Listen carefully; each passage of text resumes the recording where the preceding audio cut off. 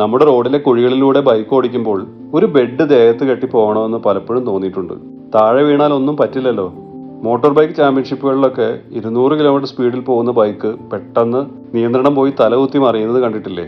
ട്രാക്കിലേക്ക് എടുത്തെറിയപ്പെടുന്ന റേസർ പലപ്പോഴും ഒന്നും സംഭവിക്കാത്തതുപോലെ എഴുന്നേറ്റ് പോകുന്നതിന് കാരണം അയാൾ ധരിച്ചിരിക്കുന്ന എയർ ബാഗാണ്.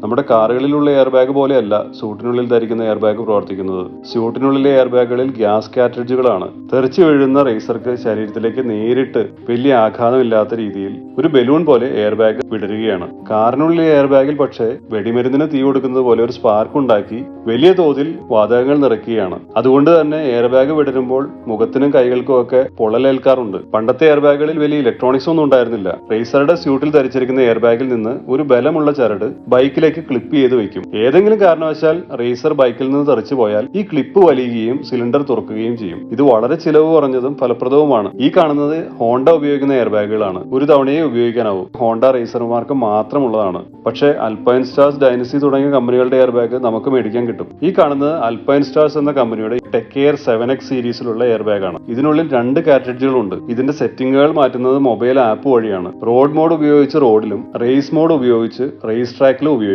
പുതിയ ടെക്നോളജി എയർ ബാഗുകളിൽ നിറയെ സെൻസറുകളാണ്. ബൈക്ക് ഓടിക്കുന്നയാൾ സാധാരണ വേഗതയിൽ കൂടുതൽ നീങ്ങുന്നു എന്ന് സെൻസറുകൾക്ക് മനസ്സിലായാൽ എയർ ബാഗ് കണ്ണ് ചിമ്മുന്ന വേഗത്തിൽ തുറക്കും. 75,000 രൂപ മുതൽ 1.25 ലക്ഷം രൂപ വരെ വില വരും. ഒരു കാറ്ററിഡ്ജ് മാറ്റാൻ 10,000 രൂപയോളം ചിലവാകും. എന്ന് പറഞ്ഞാൽ ഒരു വീഴ്ചയിൽ 10,000 രൂപ തീർന്നു. പക്ഷേ അതുപോലൊരു വീഴ്ച എയർ ബാഗ് ഇല്ലാതെയാണ് വീഴുന്നതെങ്കിൽ ആശുപത്രിയിൽ ചിലവാകുന്നത് ചിലപ്പോൾ ലക്ഷങ്ങളായിരിക്കും.